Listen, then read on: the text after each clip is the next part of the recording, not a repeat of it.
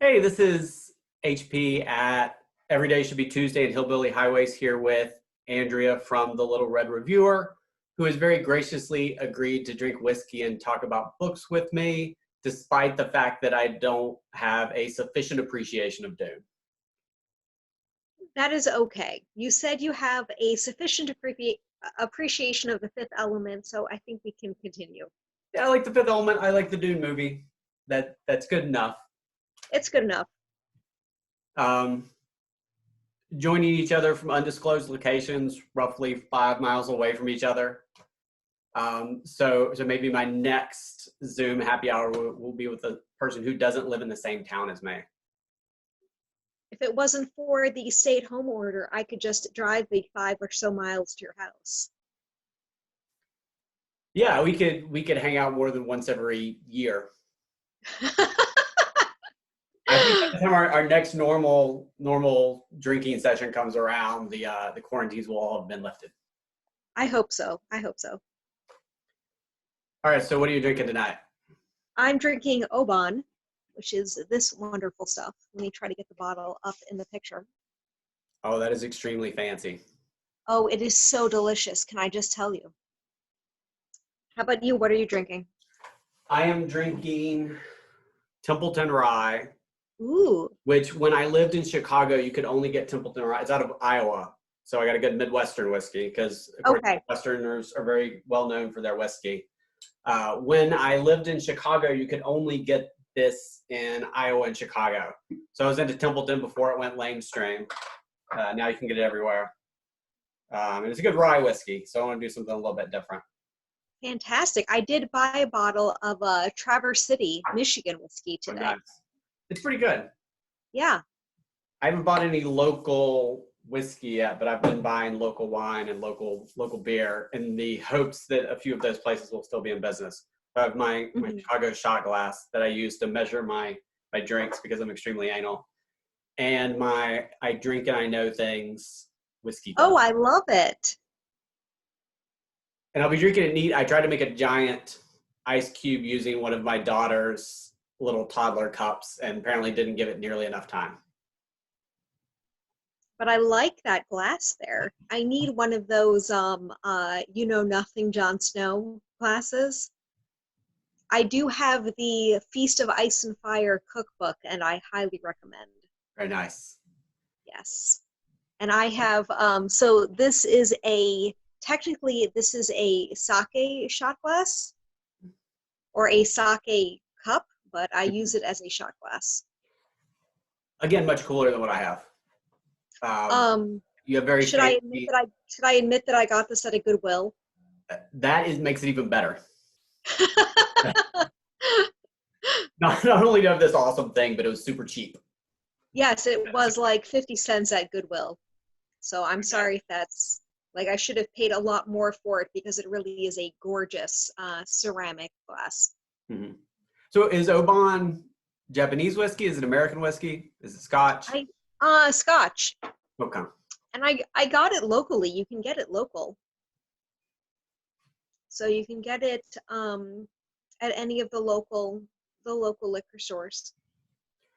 I'm gonna have to check it out. There are a couple of Japanese whiskeys that the local grocery store carries. Yeah, Super expensive. I'm glad that I didn't buy one to try it out because obviously my planned trip to Japan this summer is not happening. I'm I'm very sorry to hear that. But there I'm looking forward to is not leaving the so house. if you're interested, there's a lot of sake that's available locally. Yeah, I've definitely. seen it. I've seen it at the Asian grocery on Kilgore. I've seen it. You can get it at Tiffany's. I Mhm. actually saw some small bottles of sake at Drake Party Center, so it's available. Yeah, I'll check it out. I live right by that Asian grocery store, so it's Mhm. easy. All right. Do you want to start? Let's talk about some books. Do you want to start or do you want All me? right, let's talk books. What do you got? All right. So I hate to start with a Kindle book, but this is the book that I most recently finished called The Dark Continent by Scott Reardon. Very cool. Tell me Um, about it. I don't know if there's a name for this subgenre. It's kind of relatively well developed where the government attempts to create Ubermensch and then things go wrong and they try to hunt them down. Okay, so that's before you go any further, that is my favorite subgenre, the subgenre of what could possibly go wrong. Yeah. That is my favorite. And it always does, except with Captain America. And like literally, that's the moral of Captain America, is that this can only happen once that it goes right, and that time was Captain America. So Firestarter by Stephen King, the Bourne movies, the whole Khan storyline in Star Trek, I think are all examples. Yes. This fits in that it's a thriller, which this has been one of the very, very few review copies that I've requested in the last few months. I haven't had time to read or write before all this started, especially not now that I am wrangling a toddler all day. But I wanted this as sort of a comfort read because thrillers are always easy reads as a genre. It's really good pacing. What makes them easy reads? Because there's so much tension and there's so much, oh my gosh, what's going to happen? And there's so much, oh my gosh, is my favorite character going to survive? How is this a comfort read? No, well, that's exactly it. It pulls you forward. It's not work to read because you always want to read what's going on. They're so good at suspense, so good at pacing, that it makes them easy to read because you're trying to flip the pages as quickly as possible. Yeah, it's kind of a weird comfort read. One of the main things that happens in the book, which I don't think, it might be in the blurb, so I don't know if this even qualifies as a spoiler, is the bad guy Ubermensch escape and knock out the electrical grid for the entire eastern seaboard. And things go very, very badly from there. So like an EMP? So like an EMP? Not exactly. They just knock out the relevant substations and things cascade. Apparently, our electric grid is pretty vulnerable, and we only have like 3. One for the eastern U.S., one for the western U.S., and one for Texas because Texas. Well, Texas is kind of its own little country. Yeah, but I like it. It was not an exceptional thriller, but it was fun and easy to read a thriller. I knocked it out in a few days, which it's been a long, long time since I've read a book in 3 days. Sort of gratuitously violent, and almost pointlessly so. I watched Once Upon a Time in Hollywood last night. How was it? I haven't seen that movie yet. Probably the least gratuitously violent of Tarantino's movies, but gratuitously violent. An interesting movie. I liked it. I liked it probably more than his other movies. Pretty faint praise from me. Maybe I'll give it a try. Which I watched because we now have a Starz subscription that my toddler signed us up for. Your toddler signed you up for a Starz subscription? How did that happen? The Amazon Prime Fire Stick. You can mash like 3 buttons and buy something. Even with the TV off. And I think I figured out how to I've got it set up so you're supposed to use a PIN to purchase anything through Amazon, but I think you have to do that. She's going to figure out that PIN pretty quickly. Yeah, she's pretty good at navigating YouTube already. Oh, the joy of having a toddler. Yeah, it's if you want to listen to the same Animal Sounds song 10 times in a row, she's great. So hold your ebook up again so I can see the title again really quick. Oh, sorry. All right. So is this a standalone? Is there more in the series? It's actually a sequel. It's a sequel, and I didn't read the first one. Oh. It works pretty well as a standalone. Okay.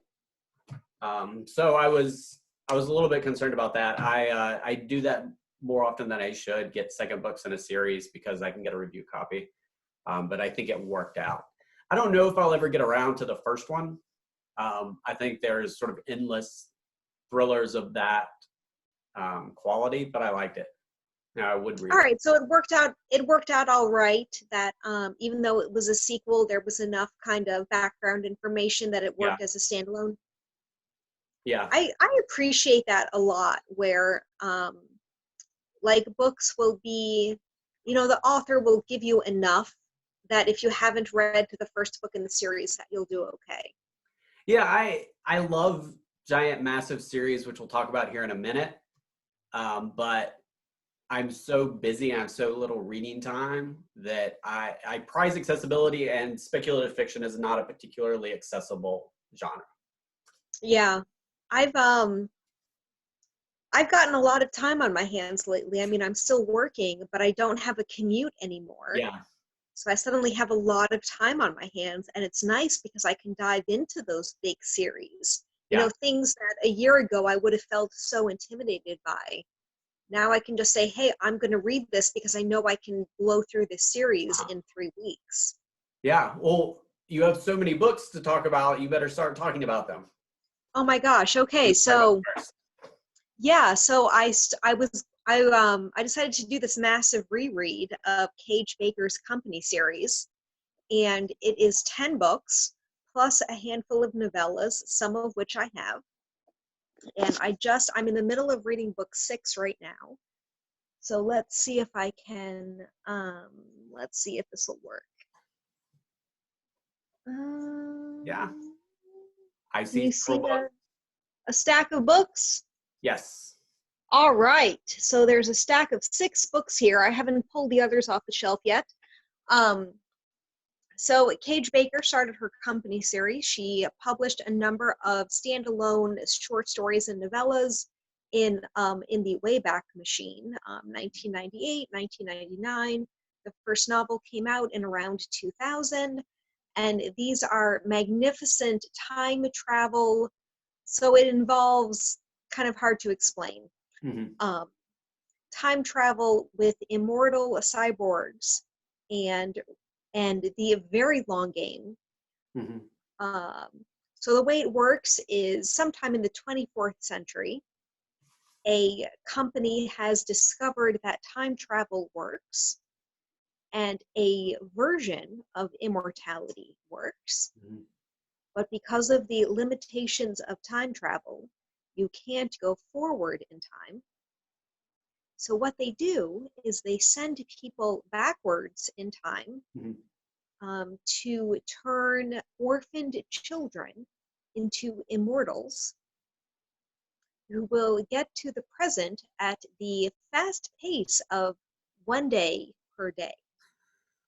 And these immortal children, who are basically, you never age kind of past the age of about 20. Uh-huh. So you look young forever like a vampire.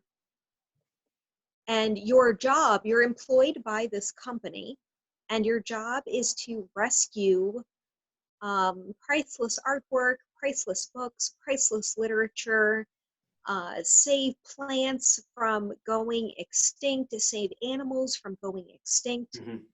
And you just kind of go through history saving these things. So they're very benevolent, immortal time travelers. I love that you used the word benevolent, because sort of.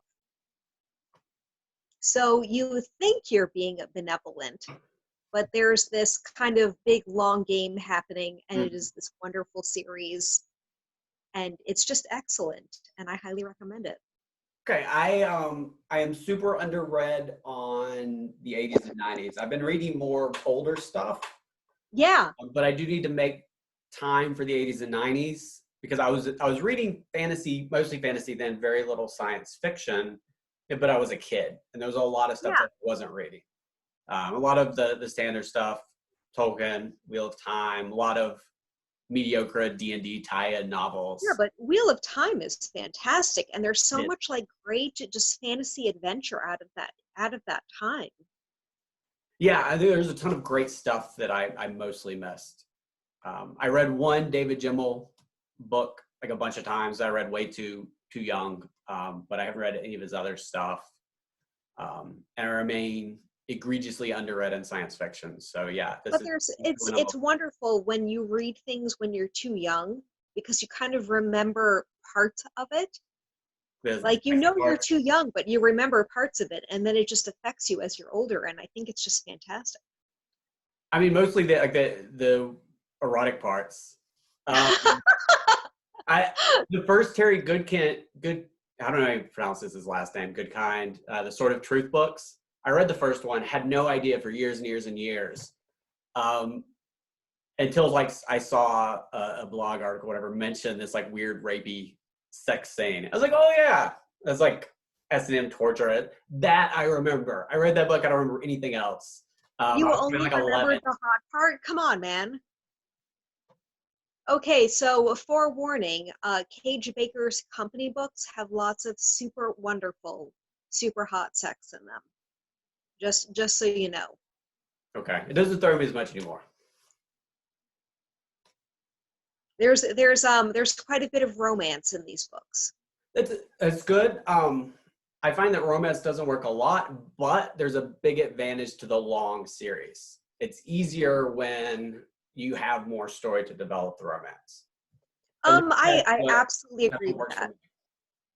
Yeah, if you've got multiple books to work that through, it does work a lot better. Mm-hmm. So what have you been reading? All right, so I've got a little nonfiction. So I recently finished A Time to Build with this sort of egregious subtitle. So the subtitle is From Family, Community to Congress and the Campus, How Recommitting to Our Institutions Can Revive the American Dream. That is one hell of a subtitle. Unpack that, please. Yeah. So he defines institutions as the durable forms of our common life. They're the frameworks and structures of what we do together. So it includes organizations. When we talk about, I should probably not put that directly in front of my fancy microphone. When we talk about institutions, at least I think about organizations, and it's pretty well known that we have lost faith in all of these institutions, organizations, the government, big business, the Supreme Court, pretty much the media, pretty much everybody but the military. And there are probably all sorts of bad things related to that. And it's a very interesting book to read, given I finished this right before the real response to the coronavirus started. So it's been interesting to read because sort of the high level institutions, basically the federal government, have not performed particularly well. State governments did pretty well. A lot of large businesses, universities, I think, have performed pretty well. Individuals, not necessarily, hoarding toilet paper and going out to the bars on St. Patrick's Day weekend. So one, institutions have performed relatively well, but two, they're not as strong as they used to be. There are lots of interesting things in here. One thing he talks about is that people get involved in organizations because they want to accomplish something. Organizations exist for some purpose, not because they want a sense of belonging. But just they want to accomplish something. And I mean, we want, as people, we want to be part of something that accomplishes something. Yeah. Now, they don't do it for a sense of belonging, but we really, really need that sense of belonging. A lot of the negative effects from this institutional decay are because we're losing this sense of belonging, which the second nonfiction book I'm going to talk about deals with that. I have a book back here that I haven't read yet, Bowling Alone. Which, how do you bowl by yourself? Like, that's a team sport. Well, the whole kind of basic analogy is that people used to bowl in bowling leagues, like you saw in The Big Lebowski, in large. Yeah, I remember my mom bowling in a bowling league when I was a kid. Yeah, and people still bowl, but bowling leagues are a remnant of what they used to be. So we're still performing the activity, but we're not doing it in this social way. So he says that one interesting thing that, these organizations, institutions exist for a purpose. And then the other thing that's related to what's going on is that when we last had this massive dislocation in society during the Industrial Revolution, there was a huge blossoming of institutions and organizations. A bunch of new kinds were invented to deal with all the things we were going through. So with the information age, we have not seen that yet. And it's only going to become more important with dealing with COVID-19 and especially the aftermath. So hopefully we start figuring out how to do all of that. Does the book touch on anything that might be the technological version of a bowling league? I mean, we need something like that. It's generally pretty negative towards social media, and generally seeing how we interact online isn't particularly healthy, and it doesn't resemble institutions. And one of the big underlying themes is that institutions are supposed to be formative. They're supposed to guide us in these sort of valuable ways. So institutions aren't just organizations. You talk about the institution of marriage. A lot of people aren't religious. The law says relatively little about what a marriage needs to look like, but there are very durable norms about, you know, this is how you go about being married. Right. So I completely lost my train of thought. That is totally okay because we have been drinking. I think. Oh yeah. Not very much yet. Not enough for it to be an excuse. But you know, that's formative. You're and the really great example of this is marriage, and also raising a family. Like, this forces you to act in certain ways that are generally better. And like, yeah, I mean, you have a child. You act in certain ways to raise your child in a certain way. Yeah, but he says that now we tend to treat institutions instead as platforms. We're just using the institution not to be a part of its internal framework, but just to advance ourselves to the external world. Okay, that is the most depressing thing I've ever heard, that an institution should be used as a platform. Because like at my day job, we're always talking about, you know, how do we make our platforms more efficient, and what do we need our platforms to do to be better for everybody? So the concept of, you know, cultural institutions as a platform just makes me very depressed. We think this is a really bad thing. And social media doesn't really, in a way that you think it would be able to, it's not great at connecting us and allowing us to interact like the Lions Club would 30 years ago. Oh, I agree completely. You know, like FaceTiming with my friends, Zooming with my friends and my family, that is wonderful. But just, you know, randomly, like, that gives me a lot more connection with my friends and my family than I would get with, you know, just like random, you know, on like no offense to LinkedIn, but I'm not going to get the connections if I Zoom with a bunch of LinkedIn people as I would get if I Zoom with my family and my friends. Yeah, and I think you would have a better experience Zooming like we did my daughter's birthday party, where it was just family, as opposed to Zooming to upload it to YouTube and share it with people like we are doing right now. Exactly. And you know, it makes this weird because it provides us an incentive to go out and like be on social media and blast your stuff out there. Right, and like, I want to blast my stuff out and I want to get hits, and like, I'm one of those horrible bloggers that looks at my stats and is completely depressed at my low hit count. But I do also want to connect with my friends and my family and people that I care about, and it's the strangest thing. Yeah, so this is super interesting in light of that, and it became way more interesting with... Hold the book up so we can see the author's name, because I'm super curious about this. Okay, Yuval Levin. Has that author written more things that seem interesting, or is this that person's only book? Like, what does the about the author say? I'm always curious about the author tab. I haven't read his other stuff. I've read some of his articles. He works at the American Enterprise Institute. He's editor of National Affairs, written for a bunch of magazines and newspapers. So his other books, he wrote one called The Fractured Republic, Renewing America's Social Contract in the Age of Individualism, and one called Imagining the Future, Science and American Democracy. And then one that I'm really interested in, The Great Debate, Edmund Burke, Thomas Paine, and the Birth of Right and Left. This guy sounds fascinating. I heard the Yep. word individualism, so I'm super fascinated.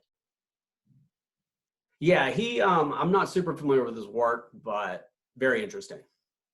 I think you and I are going to have a lot of conversations about his articles, and I'm going to nag you into reading more of his stuff so that you can nag me into reading more of his stuff. Yeah, I'm going to go a different way with my next book, but the book after that, my other nonfiction book, is sort of tied with those issues, which I find myself thinking about a lot, including in my day job. So how do you get lured into reading nonfiction? Like, I occasionally find myself interested in reading biographies of people, but I'm very interested in how you get interested in reading very contemporary nonfiction. What types of titles catch your interest? Mm-hmm. So I've found that I have these big shifts over years where I'll read more fiction, I'll read more speculative fiction, I'll read more nonfiction. And it kind of depends on what's going on in my life. I had read a lot of nonfiction to the extent that I read a lot, which I didn't really, in my 20s. And when I went to law school, I was reading this law stuff all the time. So I started to read more fiction. I started to read a lot of fantasy just because of the incentive structure that comes with having a fantasy blog. I started to read more country noir type stuff when I started Hillbilly Highways, but because I also do some nonfiction for that, I was reading nonfiction, things that are particularly relevant to hillbillies. So things that talk about that cultural group of people, things that talk about issues that are going on with working class Americans because so many hillbillies are working class, and so on. And then some of the stuff that I've been doing in my day job, I've been reading a bunch of this stuff, and it's kind of pulled me into a rabbit hole of reading more stuff. So I like popular social science, things that are accessible, but that have a lot of rigor behind them. So for nonfiction, really, that's what I read, is sort of popular social science. I mean, Yuval Levin by training is a political scientist. And then history, although I haven't read a history book in a while, so I should probably pick one up. I like reading like time travel science fiction because it always gets me interested in, okay, so what really happened during that time? And it makes me interested in reading nonfiction during that time period. Yeah, well, I went on a Manson family internet hole early this morning because once upon a time. Did you just say a Manson family rabbit hole? Yes. Do tell. Well, because Once Upon a Time in Hollywood deals with the Manson family murders, but it's an alternate, probably telling. So even though I knew a little bit about it, I had to go read more because that's what you have to do when you read time travel or alternative history. It's like I've been reading a ton of Kage Baker lately. I've been reading a ton of Connie Willis lately, and both of those ladies wrote very heavily researched time travel fiction.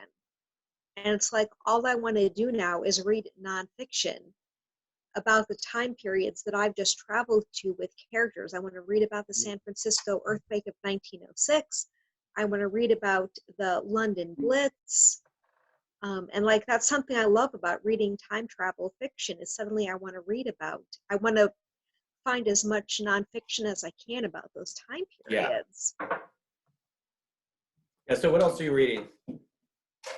So I've been reading, I've mostly been reading all of these Kage Baker company books. And then prior to reading that, I was reading a bunch of Witcher books. And right before everything shut down, we purchased a whole bunch more Witcher paperbacks. So I've got about 5 of those, and I've only read 2 of them. And then I was also reading, I read To Say Nothing of the Dog by Connie Willis, which is part of her time travel series. So as you can tell, I love time travel. Yeah. For the Witcher books, I've only seen the first season of the Netflix show. How do the books compare? Yes. So there's 7 or 8 novels. And forgive me, I'm not entirely sure how many novels there are, because some of them are just collections of short stories and novellas, and some of them are straight up novels. Orbit Publishing has published all of these. So I'll try to give you a picture of some of these. I think that gives you a bunch of them. And I'm not sure if the stack is everything that we have. We my husband went to Barnes and Noble right before everything shut down and bought a whole bunch of goodies, including some Witcher books. So the first two Witcher novels are short stories and novellas, so you can just get introduced to the characters and the world, and it's a super fun world. And I can't really tell you too much after that because I haven't read too much after that. But it's just, it's really, it's fun action, it's fun fantasy adventure and action with a lot of great snarky dialogue, which I love. Are you thinking, so you said you read some of the short stories, novellas? Yes. And they connect with the TV series. And I recently read the Dragon Story. So if you've watched the TV series, you're familiar with the Dragon Story episode.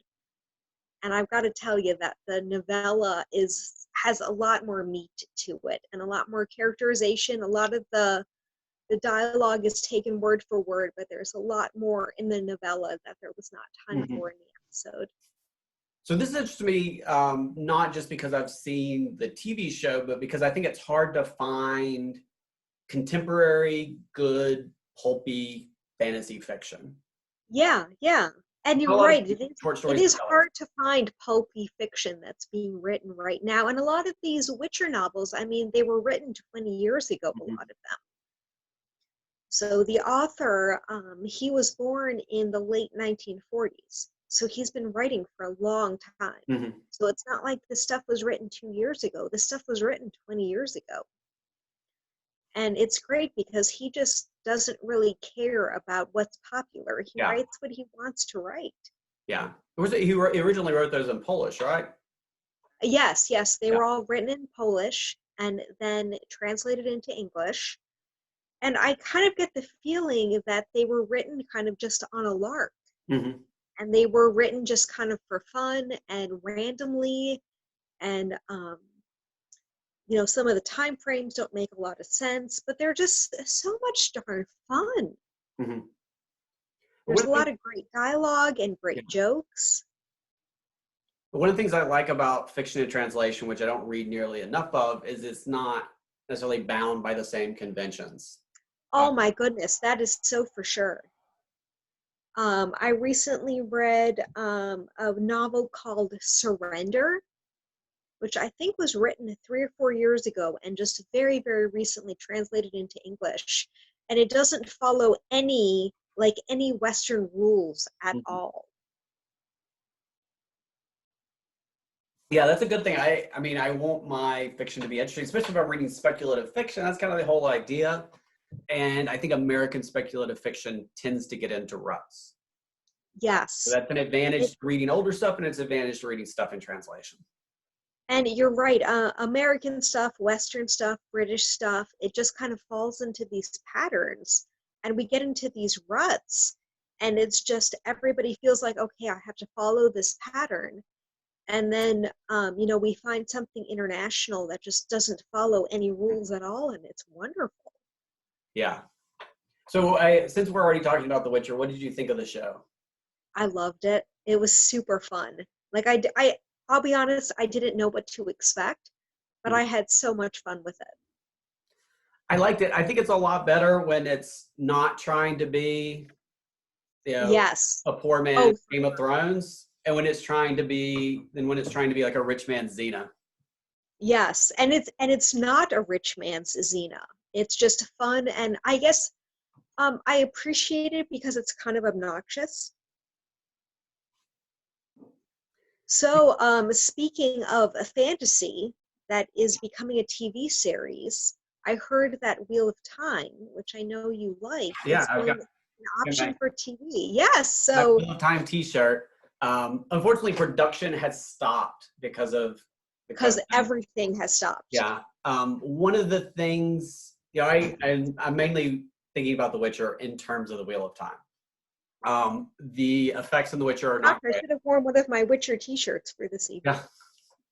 The special effects in The Witcher are not great. I'm hoping that a bigger budget will help with the Wheel of Time. I hope so. It's still difficult to do hardcore fantasy, especially things other than monsters. We can do monsters relatively well. Hollywood does monsters. I'm not convinced that Hollywood has figured out how to do magic. Game of Thrones, from that perspective, we're at a point where we could make it very visually compelling. George R.R. Martin talks about how he sort of wrote it to be unfilmable, but if it was unfilmable at the time that he started writing it, by now... It certainly isn't unfilmable now. Yeah. I mean, they did a beautiful job of filming it. Yeah. I think that the Wheel of Time introduces some more problems. But one thing I like is that The Witcher isn't super grimdark, isn't super dark in its outlook. It's very violent. It's got some nudity, but just sort of in tone, it's not super dark. And it's and like even the novels that I've read that are beyond what has been filmed so far, it is certainly very filmable. Yeah, I think one thing I really like is that I see the success of The Witcher and viewership, and I think that there is an audience for this. So, I mean, this is, outside of the Lord of the Rings, the thing that is the reason I'm a fantasy fan. It's really the reason that I am still a fantasy fan. There was a time in my life when I didn't read a lot, and the only fantasy I was reading was the latest Robert Jordan Wheel of Time book. You know, every year or two. This is when there were some gaps. It's such a weird thing. It's such a massive series. I mean, how many books are there in that series? What, 14 main books plus a prequel, over 4 million words. You can do things with that kind of scale that you can't do in any other series. I totally agree. And there's I have only read the first Wheel of Time book. Mm-hmm. And I recall, and I mean, it's been a long time, and I remember enjoying it. But for whatever reason, I didn't read more than the first book. Mm-hmm. So tell me what drew you in that kept you reading. Well, this is a great book for the apocalypse because it's very long, but it's very readable. So if you have a lot of time in your hands, you can just blow through them.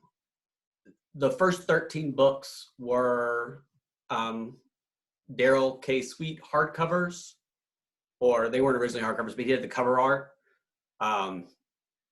His stuff is sort of weird technically, but whenever I see one of his covers, I want to read that book. I got it. Like the thing that really turned me on was this spine and what is with that spine? Here. Oh my gosh! I love this. So I'm thinking, this is book 3. I started reading right after book 4 came out, and I think like seeing this in the little tiny Mal Walden books made me pull it out and set me on the path. Gosh, I miss Walden books. Yeah, I spent a lot of time at the mall, all in the Walden books or the arcade. I miss Walden books. You know, like the thing that I want to do right now is I just want to go to a bookstore. Like I really just want to go to Lowry's and Three Rivers and just spend like forever in a bookstore. Yeah, that's on the post-quarantine list. Yes. So one of the things that drew me in, it's accessible fantasy. It's somewhat Tolkien derivative, but did something very different that I wasn't seeing in the sort of very derivative D&D tie-in novels. The scale of it is so impressive. The inventiveness, just massive amounts of world building. I mean, the reason why I'm an epic fantasy fan is I really love world building. And there's so much of that. The scale really helps. We were talking about romances. Storylines, and books almost never work for me, but there's a bunch in this series because they have the time to properly develop them. And the reason, I love that. Yeah, I love that you say that there's the time to properly develop it. Like, we're all very familiar with fantasy trilogies. And like, as much as I love the trilogy, I feel like there isn't the time to properly develop all of those character relationships. And in a really long series, you have that time. Yeah, and I mean it's hard to do, but he does it so well. The series isn't good at everything, but it's great at a lot of things. It's really really good at a lot of other things. Um, it's a book that just keeps adding storylines and characters, but characters never really disappear. Do you They have still need like to- do you have a favorite character or a favorite particular storyline you want to talk about? um, I really like the main character Rand, who is depicted here. Um, he's sort of a terrible leader and kind of a not a great guy through much of it because he's just He's going not a through great guy. enormous, I see you, such enormous stress. Best character is Hopper. Do you have a guess? So Hopper's my hero. All right, I haven't read that far. Who's Hopper? If you don't know who Hopper is, you don't need to know Hopper who is in the first book. That's a good point. Hopper's in the first book. I wanted to name Strider Hopper, but my wife liked Strider better, so he got the Lord of the Rings name, not Isn't the your dog's Wheel of name Time name. Strider? Yes, Strider. He was a great hopper in his youth. I'm not so sure anymore. I really like Rand. He's just going through so much. I like a character who is heroic, who remains basically a good character, but also deals with a shit ton of trauma. So Frodo in The Lord of the Rings, Sam is great, but Frodo is also heroic because he dealt with so much. And a lot of what he does is he just keeps putting one foot in front of the other. Yes, and like that is, I think that's the hardest part that people don't get credit for, is it's, just keep putting one foot in front of the other. Mm-hmm. Somebody at my work used the phrase, just keep swimming. And it's like, that is literally it. Just keep walking, just keep putting one foot in front of the other, just keep swimming. And we don't give that enough credit. Mm-hmm. Yeah. So that's why Rand has been my favorite character. Matt is the rogue character who only comes into his own in like book 3, so you haven't probably been introduced. But that was Robert Jordan's favorite character. And then of the main 3 male trio, the other one, Perrin, was Brandon Sanderson's favorite, and Brandon Sanderson finished the series after Jordan's untimely death, which I find interesting that my favorite character, Jordan's and Brandon Sanderson's, were those 3 male leads. And then the other character that I love that I did not appreciate when I picked this up as a kid, when the book starts, the male trio and one of the main female characters, Egwene, are roughly 18. There's an older character in her 20s who, like, as a teenager, I definitely did not like. But now that I'm older, I appreciate. And also, she stuck by Rand. She left her village to protect the villagers, and she never forgot that. So Nynaeve is my other favorite character. I think it's really interesting that, we read, you and I are of an age, and we'll read books that, when we're 18 or 19 or 20 years old and have a particular reaction to them. And then we read them when we're older and have a completely different reaction because we are older. Yeah. The book didn't change, but we changed. Mm-hmm. And, I find it's interesting to me that you mentioned a character that, has gone through some stuff. Let me find a book in the stack of Kage Bakers. So far, my favorite character in the company books is Joseph. And he's kind of a jerk. And he shows up a lot in the second novel in the series, which is called Sky Coyote. And I mean, it's, he's been through a lot of crap, and he kind of lies to himself to get through stuff because he's been through so much stuff. And I think if I had read these series when I was much younger, if I had met him as a character when I was 19. I wouldn't have liked him. But now that I'm older, like, he is one of my favorite characters because as an adult, I can relate to some of the things that he's been through. And it's like, yeah, you kind of do have to lie to yourself about things that have happened. And you do have to just realize that you just have to keep walking and you have to keep going, even if you don't agree with things that have happened. So it's interesting for you and I that we've been reading epic fantasy and science fiction for so many decades now that, we can relate differently to characters now than we would have when we were younger. I mean, I don't know about you, but I started reading this kind of stuff when I was 15, 16 years old, when I was far too young to understand it. And now I get it and I really relate to it. I started reading this series when I was 10 or 11 years old. And it was only finished a few years ago. So it's been such a major part of my life. So it's kind of the ultimate comfort read. I'd started it before this, but looking at starting other stuff, I'm like, I just want to read, this old familiar thing, which I can still pull all these new things from. At this time when so much is crazy and going like weird. You want to read comfort reads. Yeah. And like a friend of mine, a lot of people have been reaching out to me. A lot of acquaintances have been reaching out to me over Twitter, over email, that they're reading like a lot of old Isaac Asimov. They're reading a lot of comfort reads, a lot of stuff from the 80s, a lot of stuff from the 90s, just stuff that they read that when they were younger that made them feel good about life. And they're reading it again now. And it's like, well, that makes me want to read it again now. All I want to read right now is comfort reads. I want to read, old Isaac Asimov robot books. I want to read Connie Willis. I want to read Kage Baker. I kind of want to read stuff that I know that it has a positive ending. Yeah, so you mentioned Connie Willis. I've heard about her, but I've never read any Connie Willis. So tell me what you're reading. All right, so surprising nobody. It's time travel because I love time travel. And she has a series that I've read a lot of, and she's written just, boatloads of stuff. But the series that I'm interested in is called the Oxford Time Travel series. So basically what happens is in the future at Oxford University, they are using these time travel devices to go back in time. And it's my favorite kind of time travel fiction, which is what could possibly go wrong?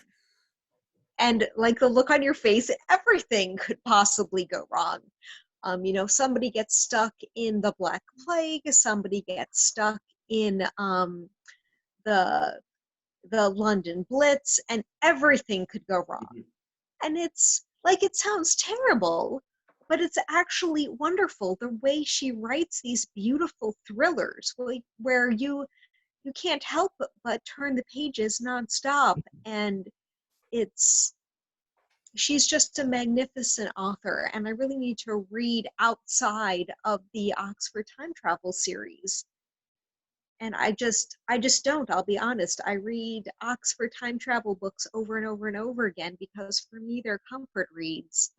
And I've read them enough times now that I know that there's some kind of happy ending. And right now, that's kind of all I want is a happy ending. Yeah. It's interesting you describe it as a thriller. I don't think that enough speculative fiction books, can be fairly described at that. Like there are things that the thrillers as a genre tend to do much better. I like thrillers. I like page turners. And then it's, you read all these mysteries and people are always saying that mysteries don't have any rereadability because you know how it's going to end. You know who did the murder, you know what the end is. That's the problem with cozy mysteries, is you can't read them again because you know how it ends. But I feel like a lot of these books do have a lot of rereadability because it doesn't matter that I know how it ends. Like, it has a happy ending and I want to have that happy ending. So I'm going to read it again. Mysteries are another genre that for whatever reason doesn't work. Crime novels thrillers do, which Yeah. given the way that those genres are labeled, means that I'm playing book roulette every time because the labeling is kind of imprecise, and there are a lot of things that are called mysteries that aren't really mysteries. That's so true. And I love that you use the phrase imprecise, because that's like a lot of fantasy, a lot of sci-fi. They put a lot of labels on these books and they are completely imprecise. And thrillers and mysteries as well. Yeah. One thing I love about the older books is they throw in some horror, they throw in these crazy science fictional elements into a fantasy book. And it works on a way that I hardly ever see, even with books that are labeled as cross-genre, genre crossing, jumping books Yes. written today. I love a lot of like mashup genre books. My husband and I, we read a lot of manga, and a lot of the manga artists out of Asia, they don't follow any Western rules. Mm-hmm. So it's just, yes, let's have time travel and robots and romance and mecha and all of these things that you wouldn't think would mash up, but they totally mash them up, and it's wonderful. And I like a lot of those, genres and mashups that you wouldn't think would go together, but they absolutely do, because the authors they don't realize that there's rules to follow. Mm-hmm. So they don't follow any rules, and it's great. Yeah, I love these massive series that create even their own rules that they abide by. That's so true. But I love, and now that I've discovered all these crazy pulpy old novels, I love stuff that just throws things in. This is cool. We're going to make it work. We're going to have a blast. This is going to be so much fun. I love when authors ignore the rules, or just, aren't aware of any rules at all. Like I had Robert Jackson Bennett has a new novel coming out, and he's written a ton of novels over the last 10 years. And I used to always compare him to Cordwainer Smith, Mm-hmm. because both Cordwainer Smith and Robert Jackson Bennett, they both approach speculative fiction as if they had no idea that anybody had ever written any rules that might have existed. And it's wonderful. So if you haven't read any of those authors, I highly recommend them. I haven't read either, and I really need to. I feel What? Who are you? Egregiously underread. I've also come to accept that because I read a lot, and there are 20 great books published for everyone that I read. Okay, so you have to read Robert Jackson Bennett's Divine Cities trilogy. It came out, maybe 5 or 6 years ago. It's only 3 books. You can blow right through them. And then if you like what you've read, find some old pulpy Cordwainer Smith. And he kind of wrote, he wrote a lot of, I guess it would be called space opera, Mm-hmm. but it doesn't follow the rules of contemporary space opera. And it's just really enjoyable. That's probably good because space opera is another genre that doesn't seem to work for me. Crazy sword and planetary romance, Pulp Fiction works. Weirdly enough, hard science fiction works. It's for some reason the stuff in the middle that doesn't. I love space opera because it involves interpersonal relationships. Why do people get along? Why do people not get along? Why do people not want to betray each other? Or maybe they do want to betray each other. And I'm really fascinated with that. Yeah, interpersonal relationships, like romantic relationships, are hard for writers to do, especially when you're devoting precious page space to talking about your spaceship, which is awesome. Yep. And like it's really fascinating to me. Just you really do have limited page space, and you need to fill it up with world building. What's your planet like? How does your spaceship work? How are you going to travel from planet to planet?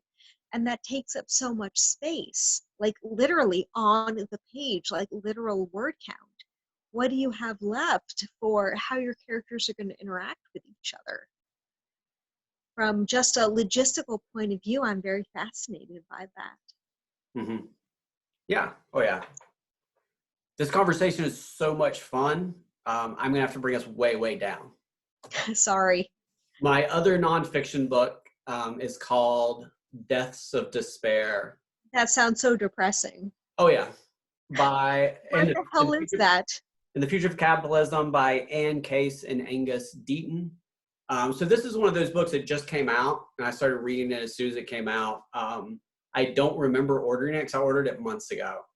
I actually read some of Case and Deaton's scholarship, some of their articles that were the basis of this. They're both at Princeton. I think they're both economists. Deaton actually won the Nobel Prize. So it's an interesting book to read at this time because it talks about capitalism, which is kind of on a crunch right now. Yeah, I don't know really what it says about capitalism because I've been reading the Deaths of Despair part. But we're living in a remarkable time because life expectancy in the U.S. stopped going up. Actually, it started going down a little bit.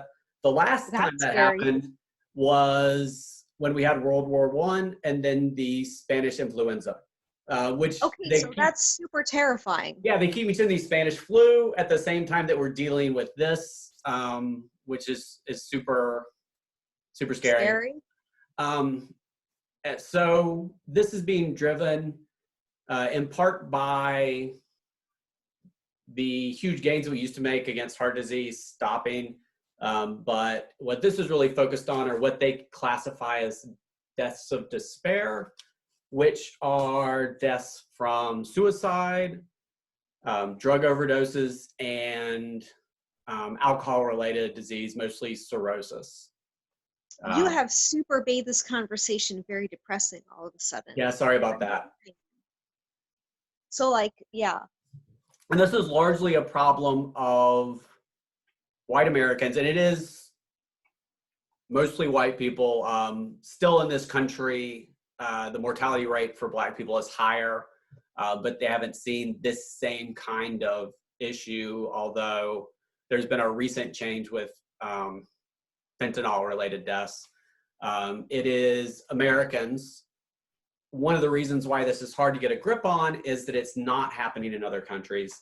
And it is white Americans how is it uniquely American if it isn't happening with people in other countries?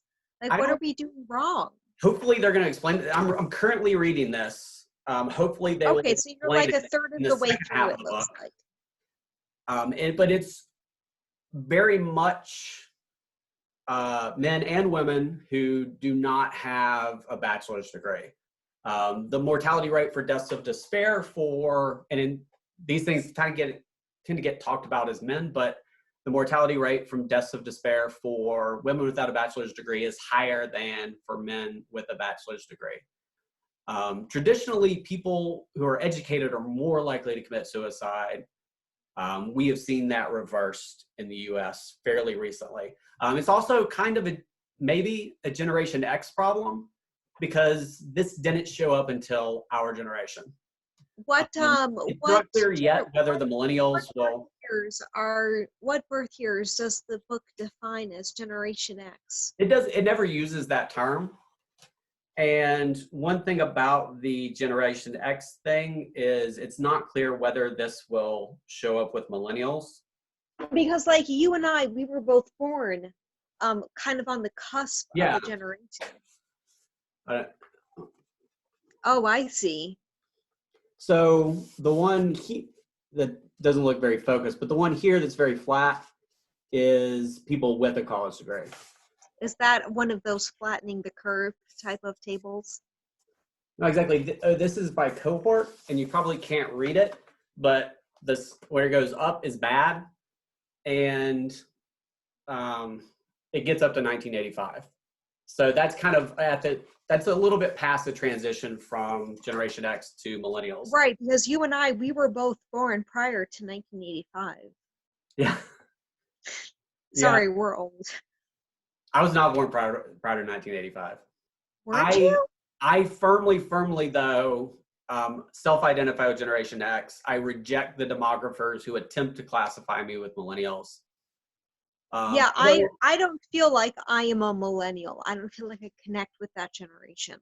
Yeah. Oh, also, the whole generation thing is a little bit overly broad. Um, Bridge generations make sense. If you want to call me the Oregon Trail generation, that's okay. Oh, I But am certainly an Oregon Trail generation. I am very thankful that you have used that term. I mean, I was in college during 9/11, and there are people who don't remember 9/11 because they were too young, who are millennials. I was in college during 9/11 as well. And like I remember that. I remember when it happened, like my mom saying, because she was alive when Kennedy died, that she would say, "You will remember this, and your generation will Yeah. remember this." Yeah, that affects how we see the world. Yes. And they didn't interact with that in the same way. Even people who Correct. were 11 years old when that happened don't interact with that in the same way as somebody who was in college. Yes. Absolutely agreed.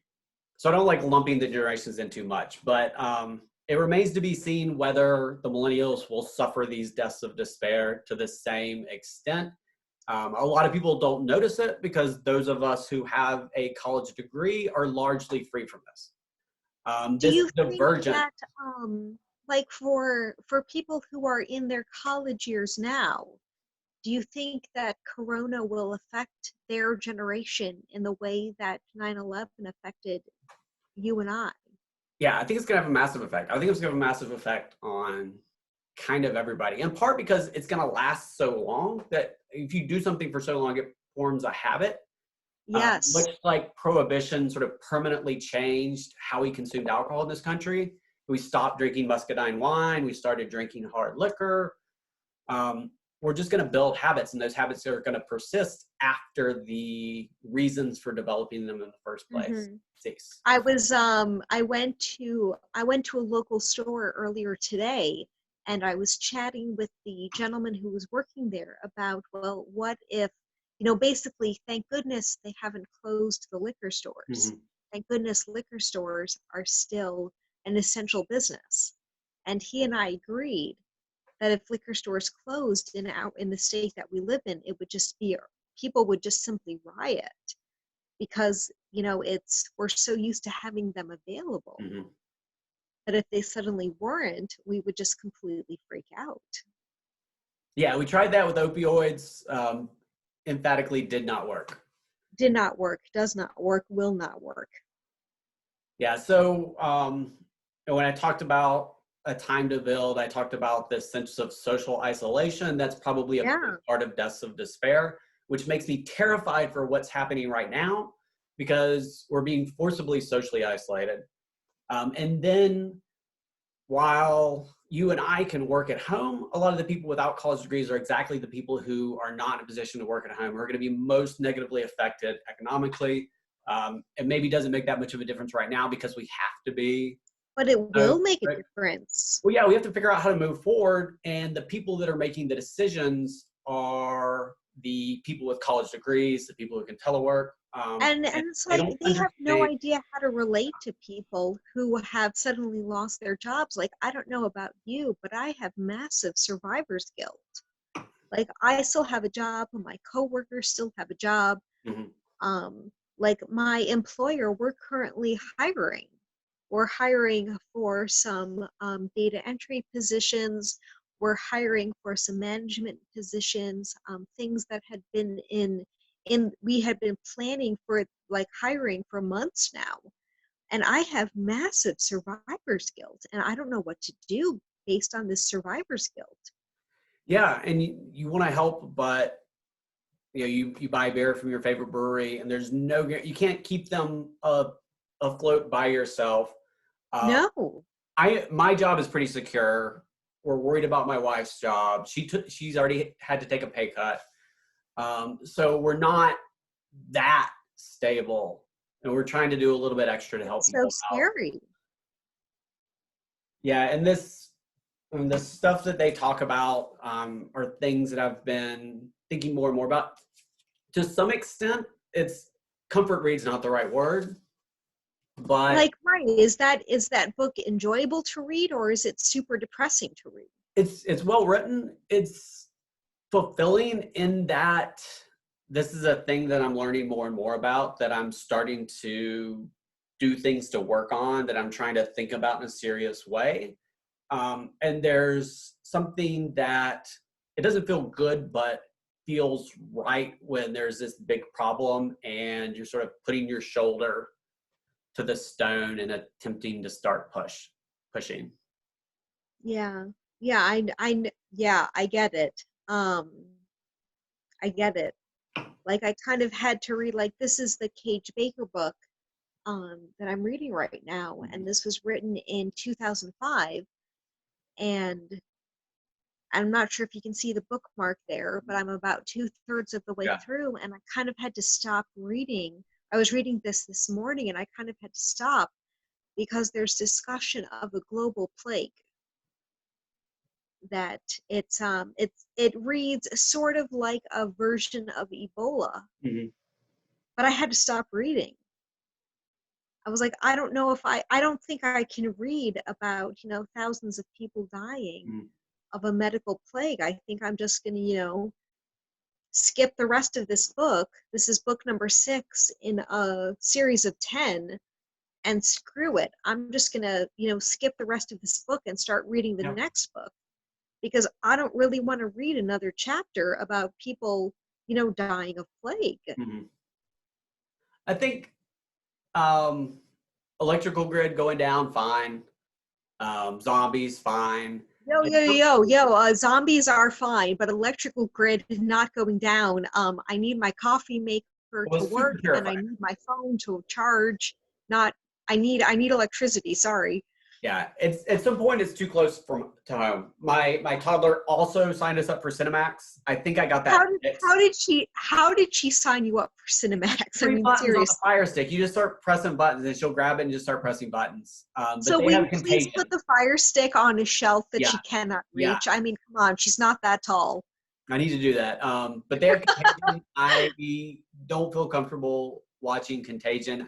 I definitely don't want to read. I've not read it. I'm not watching Contagion. I'm watching like super fluffy sitcoms, Community, The Good Place, Rookie Historian, super fluffy, fun sitcoms. That's what my brain is in the mood for right now.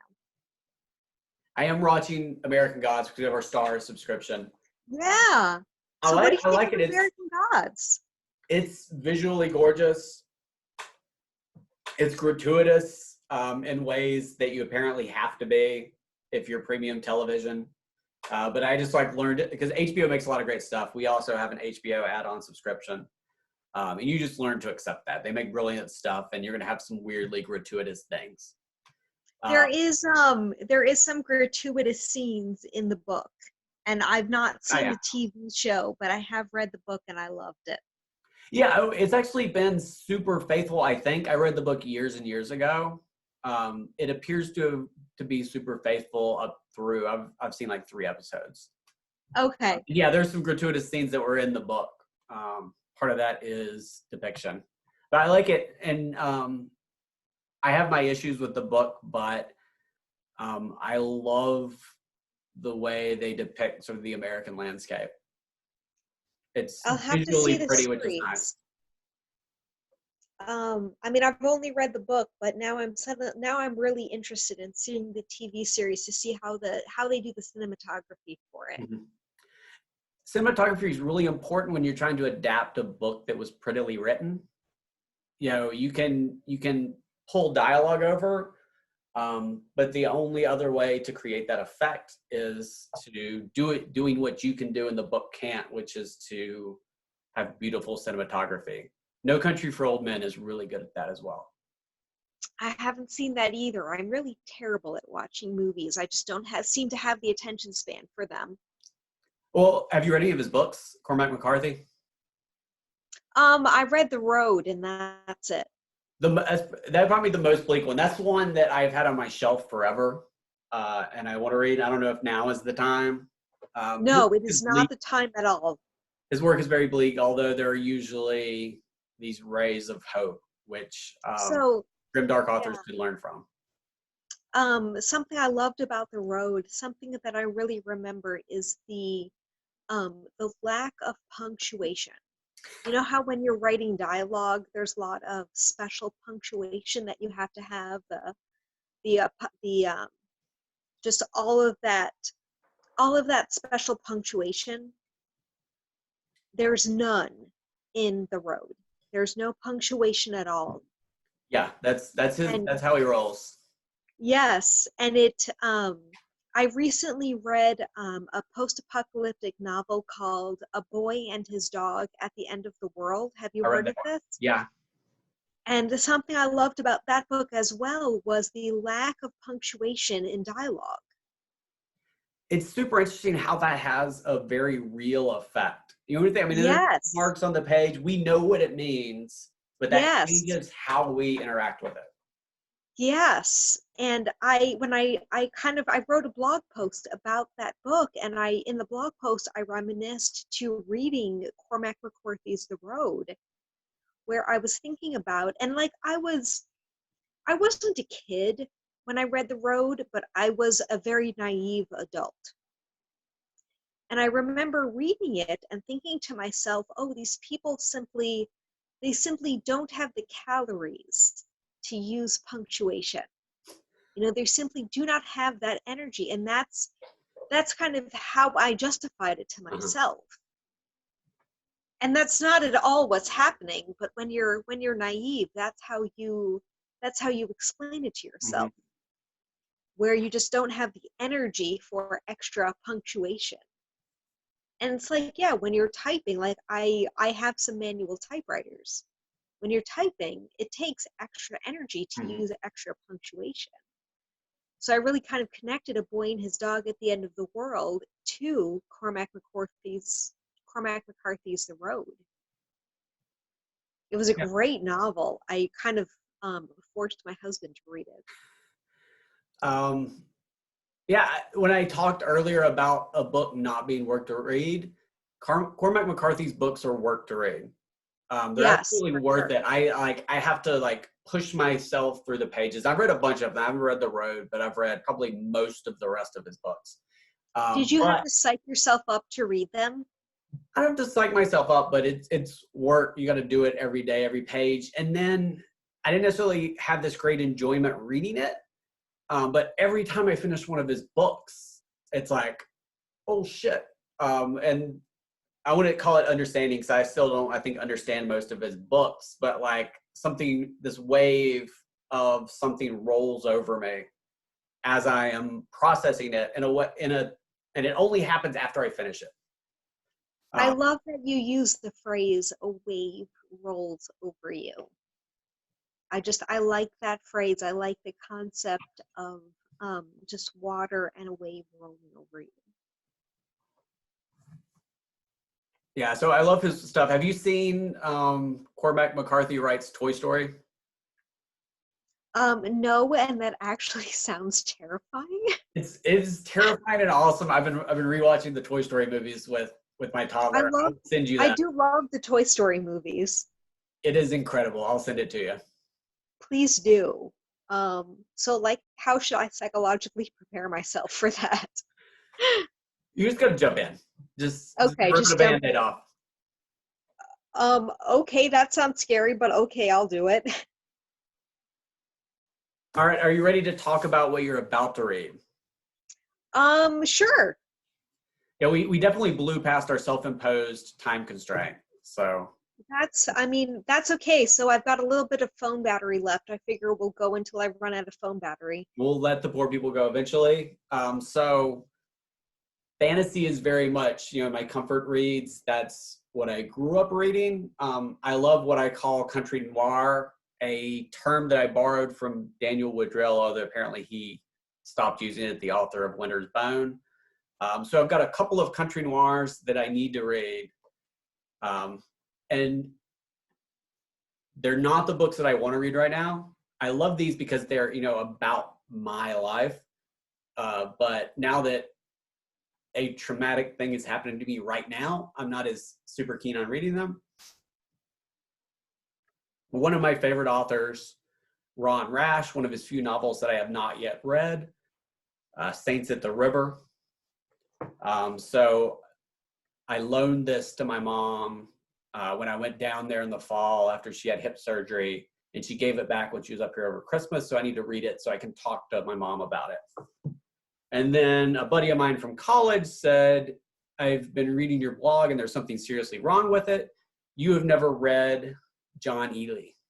So this is Ron Rash, who writes mostly about my neck of the woods, rural Southern Appalachia. This one, most of his books are set in North Carolina. This one is set in South Carolina. And then John Ehle, I understand, also writes about the mountains of North Carolina where I grew up. So my buddy sent me this one, so I need to read it so I can talk to him about it. Tell me about the mountains where you grew up. They are mountainous.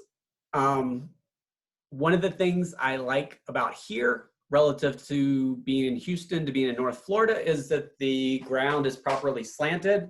There are no actual mountains. No, there's no mountains in where we live. It goes up and down a little bit. I grew up with the mountains around me. I grew up with a view of Mount Pisgah from my bedroom window. Just the most gorgeous horizon you could possibly imagine.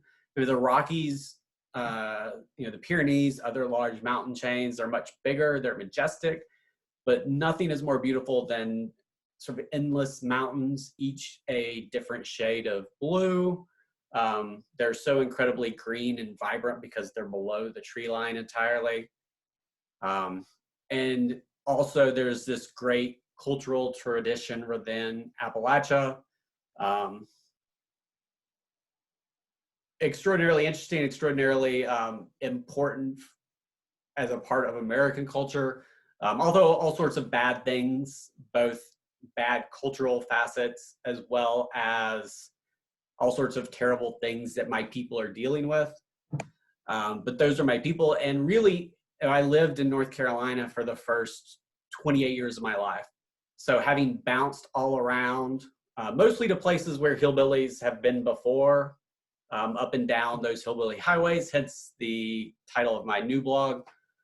I have a greater appreciation for my heritage and thinking critically and seriously about all of the issues that go along with that.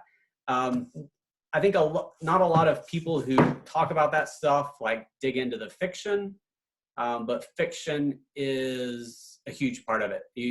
There's a lot that you would not get from reading the nonfiction. Like if you really want to understand what's going on, you've got to read the fiction as well. Fiction gets to our soul in a way that even great nonfiction, I love nonfiction, simply doesn't. No, I hear you. I'll send you some titles that you might be interested in. And I mean, I know where you live. You live like 5 miles from me. There's no mountains here. It's kind of. But it goes up and down a little bit. Me and my daughter walked up the hill and looked sort of down on our house. Sort of. And it was nice. And like to her, that's a big hill because she doesn't know any different. I lived in Houston for 4 years.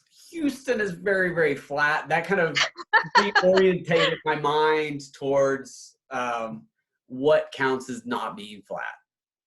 And I'm sorry, but where we live, it's kind of the edge of pancake land. Well, yeah, it's the edge as long as you're not there. Right. Like north of here, there's kind of sort of hills, and south of here is just pancake land. Yeah. It's, yeah. And so, I'm supporting our local bookshop. I bought a few books. I can't show them to you because I don't have them yet. But I bought the other 2 Bonnie Joes that I do not already own. Excellent.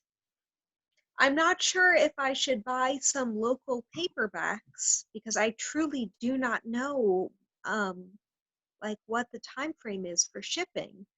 So I might just buy some ebooks either locally or directly through small publishers. We had bought a whole bunch of Witcher books that I need to read. We'd also bought some more. There's a manga series that I follow called Bride Story, and it's this beautiful historical fiction set in Central Asia in the early 1900s, and the artwork is just glorious. So I'll be reading some of that, and it's manga, it's graphic novel, so I can read an entire volume in about an hour and a half. Mhm. So 12 volumes of that, an hour and a half each volume, I'll be done in about a week. So even the Witcher books that I haven't finished yet, and Bride Story, graphic novels that I haven't finished yet, that'll only keep me busy for about a week. Mhm. You can order it for pickup and have them throw it in the passenger window. I'm kind of thinking that of, just throw it in the back seat of the car. Let it sit for 3 days. All of the coronavirus will die. That's seriously what I do for my non-perishable goods when I go to the grocery store. I am extraordinarily like, we don't leave the house. Literally, my wife and my toddler don't interact with anybody.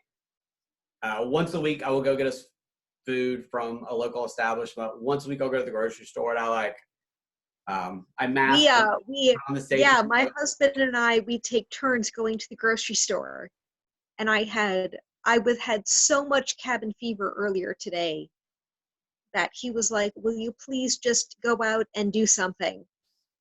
So I walked down the road to the liquor store and bought some goodies and came home. I have such cabin fever, I can't even. Yeah, and it's like I could walk up the road, but there would be nobody there. There'd be nothing there, and that's just super depressing for me.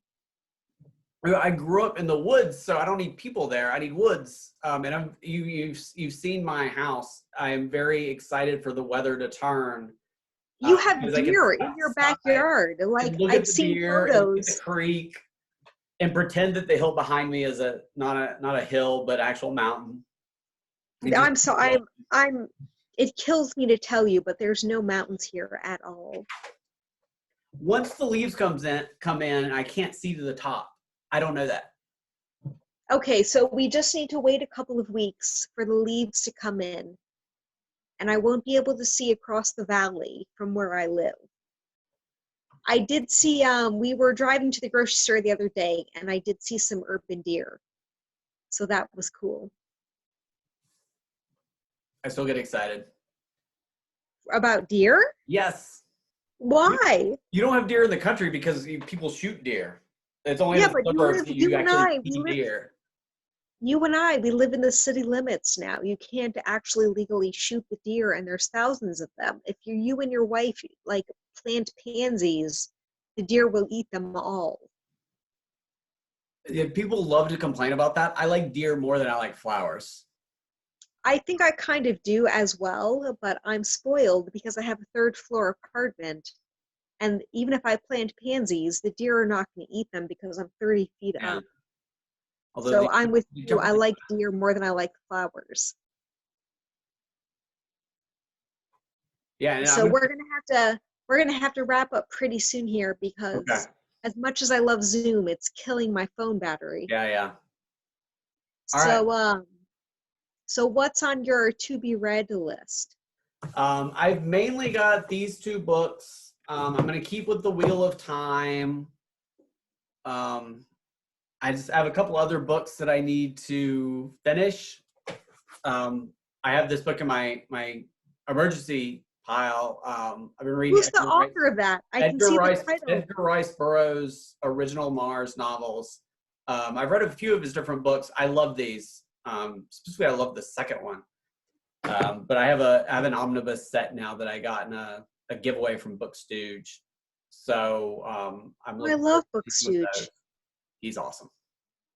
All right, so now that we're killing my phone battery, we better talk about our blog names and our Twitter @ and all that stuff. Engage in the platforming. Yes. The institution, yes. I will let you go first in case that your phone dies. You're not left adrift. All right, so I am at littleredreviewer.wordpress.com is my blog, and my Twitter is at redhead5318.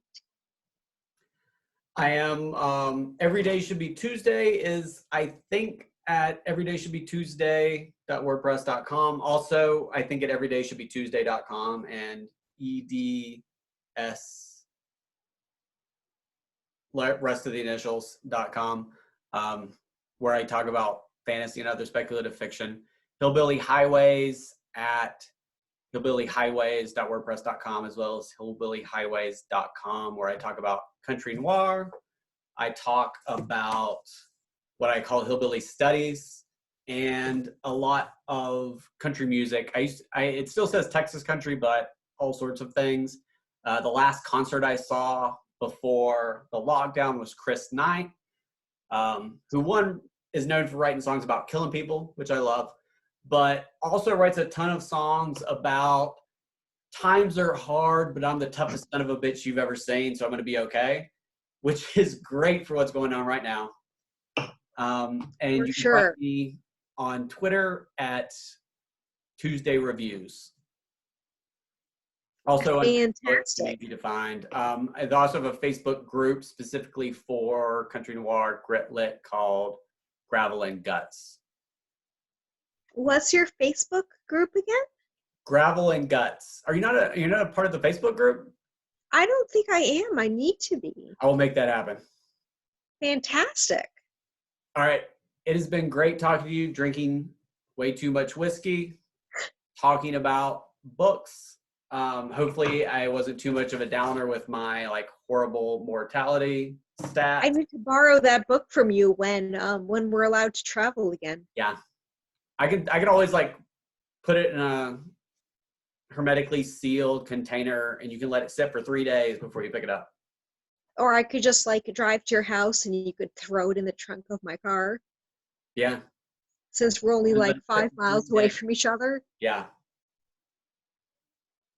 I do a lot of waving at my neighbors, and we sort of yell at each other from 30 feet away just to be safe. I do that too. I yell at my neighbors and it's very bizarre. It's so weird that now when you see people walking around the neighborhood, you cross the street to avoid them, but then you wave very vigorously. It's very strange. I hope this ends soon. It's very weird. Yes. It's not going to, but yes. Yes. All right. Great to talk to you. I will see you around. We will see you soon. Have a wonderful weekend, and I hope that I can come to your house soon. Yes.